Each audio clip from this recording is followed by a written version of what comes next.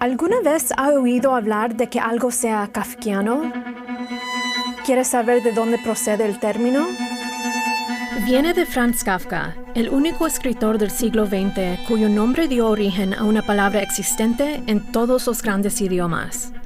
Kafka murió hace 100 años cerca de Viena, pero hasta el día de hoy millones de lectores en todo el mundo se sienten fascinados por las enigmáticas historias de este sombrío escritor. Una vez que contraes la fiebre de Kafka, es difícil curarte. Los textos de Kafka realmente tocan nuestras preocupaciones más profundas. Kafka realmente se veía a sí mismo como un autor fracasado a pesar de tener un gran talento. ¿Por qué se le considera un escritor genial? ¿Quién fue Franz Kafka? ¿Por qué todavía es leído con tanto entusiasmo? ¿Y qué es exactamente lo kafkiano?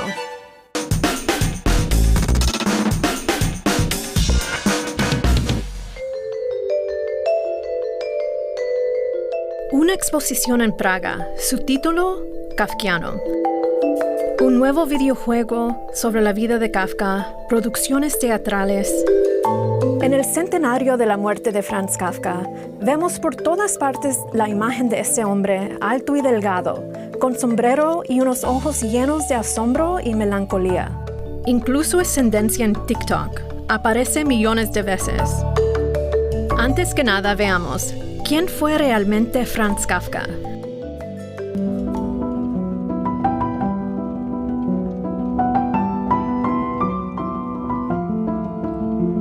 Franz Kafka nació en Praga en 1883, hijo de padres judíos de habla alemana. Fue un excelente estudiante, pero las dudas sobre sí mismo lo atormentaron constantemente. ¿Soy lo bastante bueno? ¿Se darán cuenta los demás de que en realidad soy completamente incompetente? Quizás por eso Franz eligió una profesión común y corriente. Una que no lo agobiara, empleado de seguros. Revisaba montañas de expedientes y solo por la noche dejaba salir el escritor que llevaba dentro. Escribía cuentos, fragmentos de novelas, toneladas de cartas y diarios, y también dibujaba. Hay determinados años o épocas en los que sabemos casi día a día lo que hizo, así que tenemos una especie de perspectiva voyerista para observar el desarrollo de este ser humano desde la distancia, sus pensamientos, sus amores, su dolor, sus relaciones con la familia, la relación con su padre. La relación con su padre, un capítulo doloroso. A los ojos de Hermann Kafka, un exitoso hombre de negocios, su hijo Franz nunca cumple las expectativas. Franz escribe una carta a su padre de más de 100 páginas, donde finalmente quiere aclarar la complicada relación. Yo, flaco, débil, enjuto. Tú, fuerte, grande, ancho. Ya en la caseta me sentía miserable, y no solo frente a ti, sino ante el mundo entero, porque tú eras para mí la medida de todas las cosas. Pero Hermann Kafka nunca llega a ver esa carta. Y con las mujeres tampoco le van bien las cosas. Muchas aventuras amorosas y 2 compromisos, pero en cuanto las cosas se ponen serias, Franz Kafka, dudoso, lo abandona todo. No es de extrañar que también haya dudado del valor de su literatura. El espíritu de Kafka fue frágil, pero lamentablemente también lo fue su salud. Murió de tuberculosis en 1924, cuando tenía apenas 40 años. Antes de morir, en una carta a su amigo, el escritor Max Brod, le pide que destruya todas sus obras inéditas. Afortunadamente para el mundo, Brod ignoró esto, porque consideraba a su amigo Franz Kafka el más grande escritor de su tiempo. Hoy en día, las historias y fragmentos de novelas de Kafka son literatura universal, y Kafka es uno de los escritores de habla alemana más leídos en todo el mundo. Probablemente Kafka habría dicho, gente, aquí hay un gran malentendido. Por supuesto, él no se consideraba un escritor de éxito. Intentó escribir una novela 3 veces y no terminó ninguna de las 3 novelas.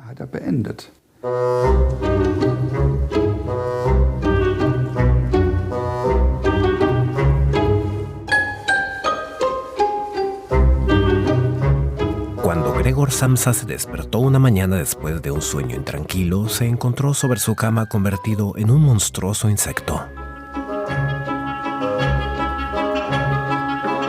Así comienza la historia más famosa de Kafka, La Metamorfosis, de 1915.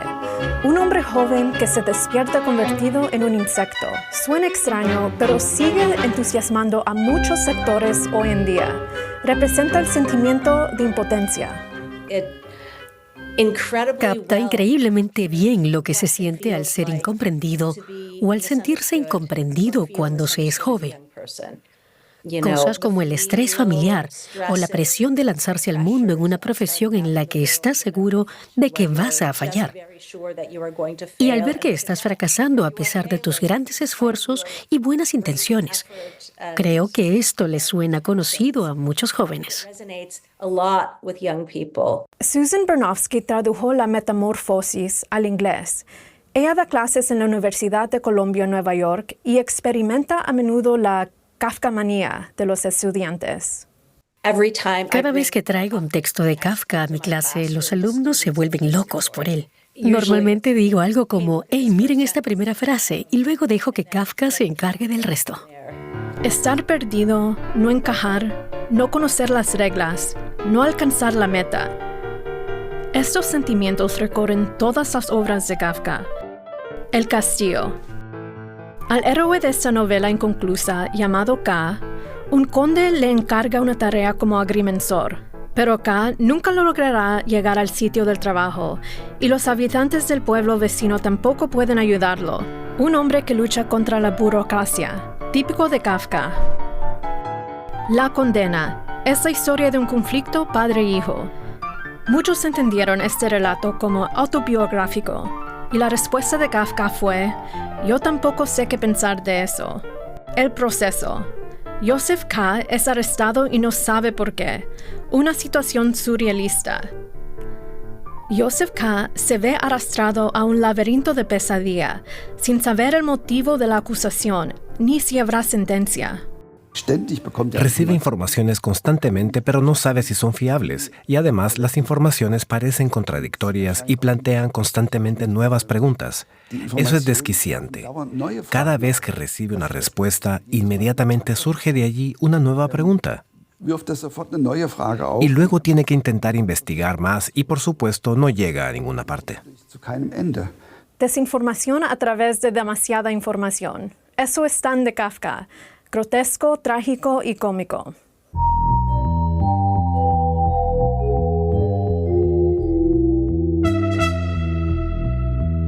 Todos estos textos tienen más de 100 años y se leen como si acabaran de escribirse, totalmente actuales. Yo creo que Kafka sigue siendo tan relevante después de 100 años de su muerte, porque finalmente el mundo sobre el cual escribe Kafka sigue siendo nuestro mundo. De alguna forma, los problemas, la burocracia, el totalitarismo, la relación de los hombres frente a órdenes que no pueden entender, bien sean políticos o jurídicos, incluso religiosos, siguen siendo básicamente los mismos problemas que nos ocupan actualmente.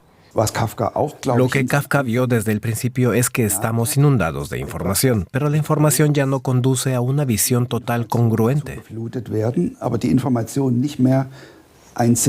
Si uno quiere, puede investigar en Internet de la mañana a la noche, pero así no hallará respuesta a las cuestiones más decisivas. No hay orientación, no se puede encontrar. Quizás las historias de Kafka son tan universales porque no están sujetas a un tiempo y un lugar. Cuando lees la historia no sabes dónde está sucediendo. Además, él no usa los nombres completos, solo iniciales. No indica un tiempo preciso en su texto, así que puedes imaginarlo en cualquier época.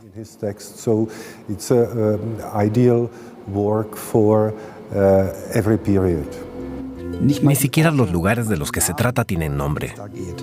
Precisamente por eso Kafka es relevante en todo el mundo. Hay festivales y exposiciones en Tailandia, Nueva York y ahora en Praga, que traduce sus mundos surrealistas en imágenes. El Centro Docs de Arte Contemporáneo de Praga presenta la exposición kafkiana, con obras de más de 30 artistas internacionales que resuenan profundamente con los temas de Kafka, incluso en tiempos contemporáneos. Uno de los artistas de esta exposición nos dijo que podría firmar la carta al padre con su nombre y no cambiaría ninguna frase del texto. Y luego el lenguaje. Kafka escribe de forma clara y sencilla. No hay nada artificial ni complicado, pero lo que describe es como un sueño, nebuloso. Él sabía utilizar todos los recursos. Cuando yo era joven me quedé impresionada por su forma de crear estas situaciones y usar el lenguaje para describir las cosas de manera tan precisa. Y sin embargo, a pesar de toda la precisión, no tienes ni idea de lo que está pasando. Estos espacios de Kafka que se vuelven cada vez más pequeños o cada vez más grandes, o la imposibilidad que él describe muchas veces de ir de un punto a otro punto. Kafka logró escribir en palabras muy claras algunas de las imágenes con las que nos encontramos en nuestras pesadillas o en nuestros sueños. Estas imágenes, la atmósfera surrealista, se convirtieron en una gran fuente de inspiración para escritores de todo el mundo.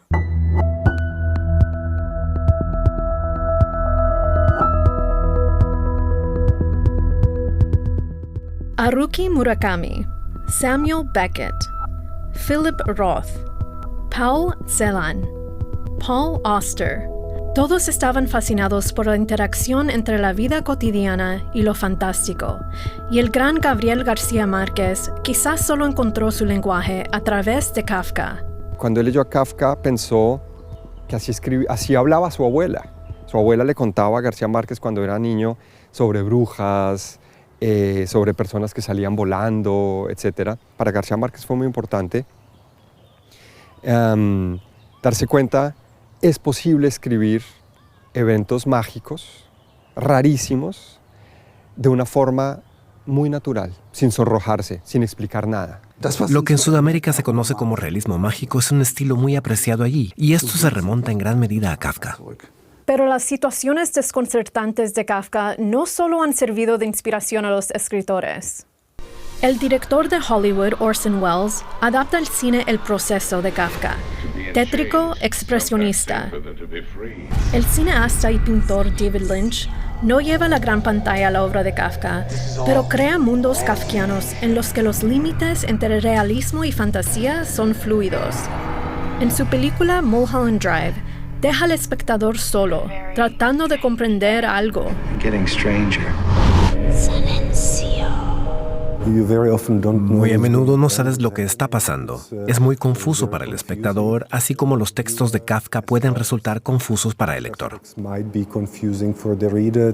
David Lynch conoció los escritos de Kafka muy temprano, a finales de los años 60, cuando realizó sus primeras películas experimentales. Dijo que sentía que Kafka era su hermano espiritual. E incluso escribió el guión de una película basada en la metamorfosis de Kafka. La exposición en el Museo Docs de Praga intenta explorar esa sensación kafkiana, con artistas que muestran que Kafka se entiende en todos los lugares, en Israel, en Inglaterra y en China. Por ejemplo, en las obras de Liu Sha. Para muchos de los disidentes chinos, la realidad de su vida cotidiana durante el régimen comunista o bajo el régimen comunista estaba muy cerca del tipo de condiciones sociopolíticas de los escritos de Kafka. La percibían como kafkiana. Bueno, aquí estamos de nuevo, kafkiano.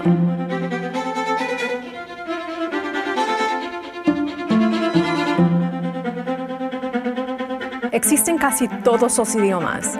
También está en muchos diccionarios. ¿Existe una definición oficial de lo que significa kafkiano?